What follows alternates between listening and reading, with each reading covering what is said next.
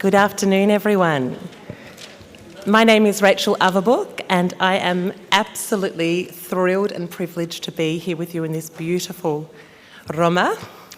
Thank you so much for welcoming us today, and I'm just so excited to be here today in conversation alongside my colleagues to my right from across Australia as we reflect on what does it mean to walk the road together in safeguarding. Because safeguarding is not something that we arrive at, it is something to move through with people, with systems, and often with complexity. We will begin today by introducing our three unique dioceses. We will then explore safeguarding in a multicultural context, introducing the concept of interculturality. And finally, we will share some tangible ways in which to negotiate safeguarding in a variety of environments.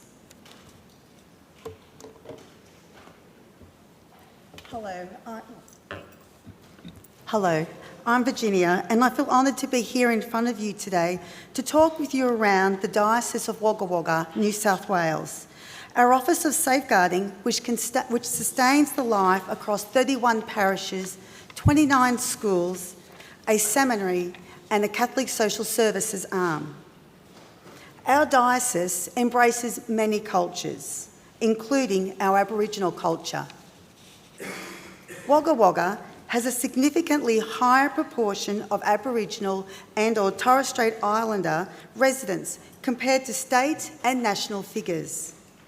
We have experienced a notable surge in multiculturalism over the last decade, primarily driven by its status as a regional refugee resettlement zone. I now take the opportunity to introduce you to Auntie Mary, an Aboriginal elder in our community. Run, everyone. That's good day in Wiradjuri. My name is Auntie Mary Atkinson, and I'm coming and speaking with you today from the beautiful lands of the Wiradjuri people, right here in the beautiful Diocese of Wagga Wagga in New South Wales. And it's so great to be here with you. I'd like to thank you for the opportunity to talk to you today. So Mandangu, which is thank you in Wiradjuri. And I'm from a rural diocese in central Victoria, which is in the southeastern part of Australia. And I spend a couple of days a week teaching in safeguarding and pastoral theology, the rest of the time in a parish, but also am involved with initial and ongoing formation for both seminarians and clergy. In Australia, an interesting fact is that we're the second most multicultural country in the world, second only to Luxembourg. Luxembourg has 600,000 people. We have, I just checked this morning, about 28 million. So multiculturalism very much is a gift for us in Australia. And that multiculturalism is reflected in many of our church agencies and contexts. So my presbyterate, for instance, is comprised of 85% of active clergy who are born overseas. And so this provides an exciting opportunity to discuss culture, to discuss the embedding of cultural conversations into our ongoing formation, and also too to celebrate our cultural diversity through the lens of interculturality. One of the wonderful gifts of the changing face of our presbyterate is that the average age has reduced considerably. So there's lots of energy and enthusiasm in this space as well, which is a wonderful gift. And I'd like to suggest, along with Rachel and Virginia this afternoon, that embedding interculturality and dialoguing about this gift of our different cultural traditions and the diversity that comes with that is a real opportunity for us as a local church in Sandhurst and indeed in Australia. By way of context, I work in the Archdiocese of Melbourne in Australia. It is one of the largest dioceses in the country and perhaps even in the world, serving a highly diverse population, a metropolitan population across nearly 200 parishes. Following the outcomes of the Australian Royal Commission into institutional responses to child sexual abuse, the initial focus was clear: build systems, meet standards, demonstrate compliance. And in Australia, particularly in the state of Victoria, those expectations are extensive. But what we have learned over time is this: compliance creates structure, but culture creates safety. When we talk about safeguarding in the Catholic Church, we often think of policies, checklists, and compliance. But true safeguarding isn't a piece of paper, it is a culture. And to build a culture of safety in today's beautifully diverse intercultural church, we have to look at how we see one another.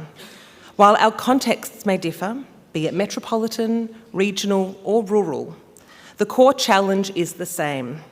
How do we build safeguarding cultures that are not only compliant, but lived, understood, and sustained? Together, what we hope to offer is not a single model, but a shared journey. The yarn circles. Established in our rural Catholic diocese to foster community integration and safeguarding, these circles provide a safe, face-to-face space where people can truly see and support one another. Our elder, Auntie Mary, explains that the circles help welcome diverse new cultures by connecting through shared empathy. Just as Indigenous Australians hold a deep connection to country, they understand the profound grief of those who have left their homelands. The circle acts as a surrogate country where all cultures feel protected.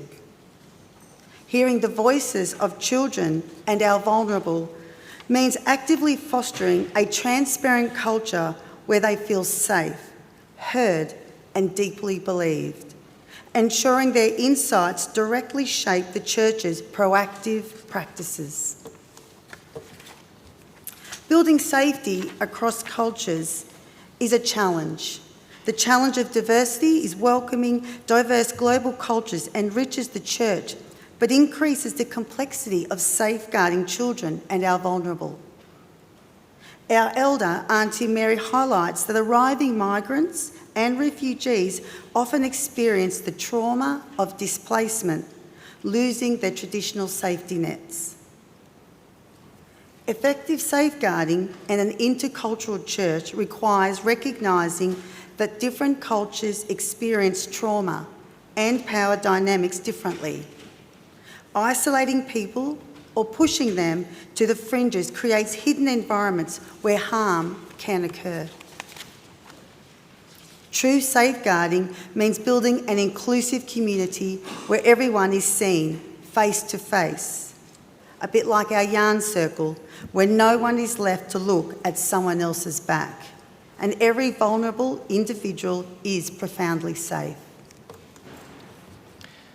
So the intercultural approach, as I'm sure many of you are familiar with, refers to this process of bringing our diverse cultural customs and traditions and stories into mutual dialogue with the fruit of finding meaning, purpose, direction, but also, of course, the divine, finding God in our shared experience. An urgent, of course, and growing body of research has invited us to consider interculturality in our church settings. Zacharias in 2023 and Richard Lannan in 2023 also talk about the need to consider interculturality as a way forward in our contexts. And so interculturality, an intercultural approach, looking at mission and interculturation through this lens, builds very much on the theology of Fratelli Tutti and the invitation to see all members of our communities and contexts as sisters and brothers, calling us to create a home together where dialogue, where a lot of the features of synodality become a way of celebrating the mission of the Church, which of course includes safeguarding. The intercultural approach has strong foundations in our Hebrew and Christian scriptures, and also, of course, strong foundations in the images of the Church presented at Vatican II, in Lumen Gentium, the people of God, people on pilgrimage, etc. and also to the pastoral constitution of the church in the modern world, Gaudium et Spes. One way, and perhaps a practical way, of living interculturality has been proposed by many authors, but we've taken the work of Len Sperry and also the work of Tony Gittins, who talk about fostering interculturality through building up the skill of intercultural competence, developing skills to embed and to see interculturality as a way of being in the church. And so intercultural competence grows when, in our various contexts, including safeguarding, knowledge, sensitivity, respect, awareness, and of course pastoral action become these building blocks or components of building up skills and competence in an intercultural community and lens. I think importantly, building a culture and the skills for intercultural competence is an attitude, an anthropological consideration where we need to fundamentally have an attitude of readiness to engage in intercultural competence.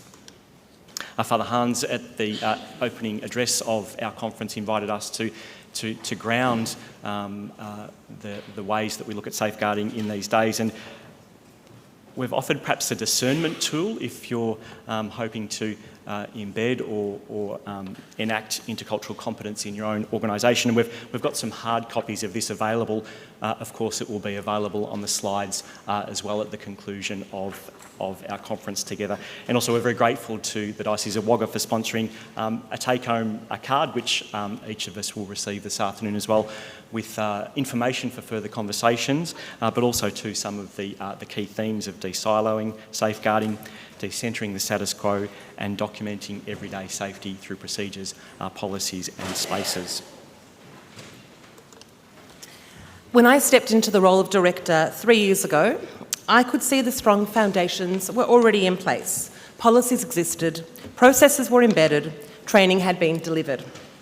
But safeguarding was still often experienced as something external, something to implement rather than something that shaped everyday decision-making. What became clear very quickly is that safeguarding in a Catholic environment requires more than technical knowledge. It requires understanding of language, theology, and the internal logic of the Church. Because Catholic teaching strongly supports safeguarding, human dignity, care for the vulnerable, moral responsibility.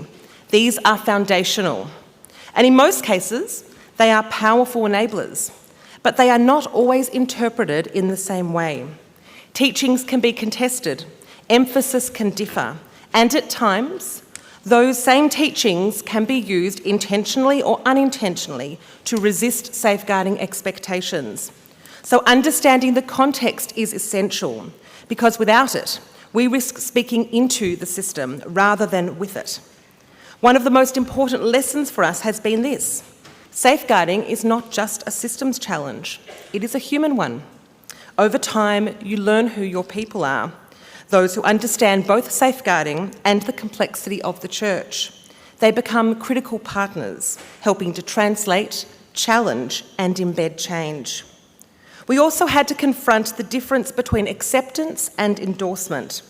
Many organisations achieve acceptance, policies are followed, training is completed. But without understanding, safeguarding becomes administrative, secondary, and ultimately fragile.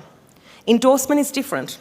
It means people understand why safeguarding matters, and integrate it into how they lead and act. And this brings us to the broader picture across Australia. We are not working within a single environment. We are working across metropolitan, regional, and rural contexts, each with different realities. In metropolitan settings like Melbourne, there are greater resources, more established systems, and access to expertise. But that does not remove challenge. Large systems can be complex, and at times, despite capability, there can be resistance to change. In regional and rural contexts, the challenges are different. There may be limited resources, smaller teams, individuals carrying multiple roles. Safeguarding responsibility often sits alongside many other demands, and sometimes these communities are described as more hesitant. But it is worth asking, is it resistance or is it a lack of engagement? Because when people feel supported, understood, and included, the response can shift significantly. We all know the theological and moral arguments for safeguarding. When we return to our dioceses, our parishes and our agencies on Monday morning, what does the responsibility for safeguarding actually look like on the ground for you? If safeguarding remains just a manual on the shelf, we have failed. So what is the practical take-home today? It comes down to 3 concrete actions: de-silo, de-centre and document. Too often, safeguarding is treated as a separate, isolated department, the compliance police, who only show up when something goes wrong or a form is overdue. Practically, safeguarding must be integrated into the lifeblood of every ministry. If you're planning a youth group camp, a multicultural food festival, or a home visitation program for the elderly, safeguarding personnel shouldn't be the final sign-off. They should be at the party, at that table when you're getting organised. We need to move safeguarding from an administrative hurdle to a ministry partner. Decentre the status quo. As our church becomes increasingly intercultural, a one-size-fits-all approach to risk assessments fails. Practically, this means auditing our reporting systems.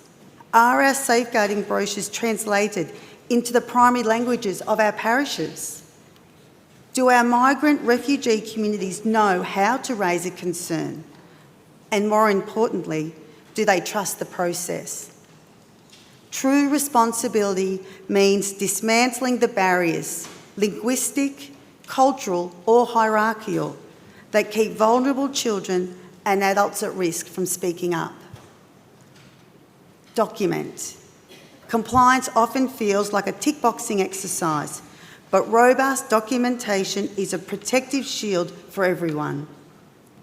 Practically, this means simplifying the feedback loops, create simple, accessible QR codes, standardise incident reports forms from 50 minutes to 5 minutes, train every volunteer, from the choir director to the catechist, to notice and report subtle behaviour changes.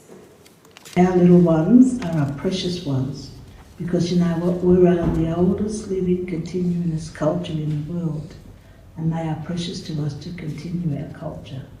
So we need to know that our little ones, or even our families, are safe when they are coming into our communities and our schools.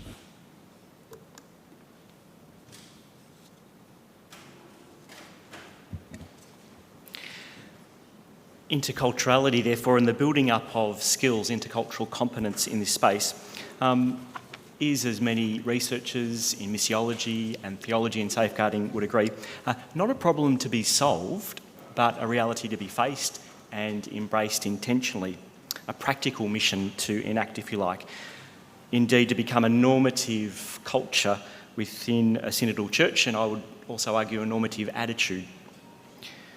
So given this exciting and hope-filled landscape, I think it's a wonderful way to celebrate synodality today, as the title of our talk suggests.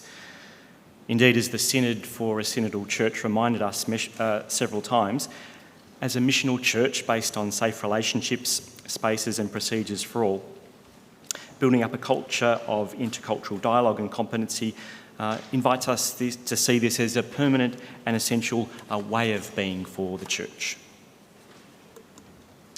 If there is one thing we would like to leave you with, it is this. Safeguarding culture is not built through policy alone. It is built through people, through relationships, through persistence, and through a willingness to engage with complexity rather than avoid it. Because this work is not simple, but it is shared, and we walk this road together. Thank you.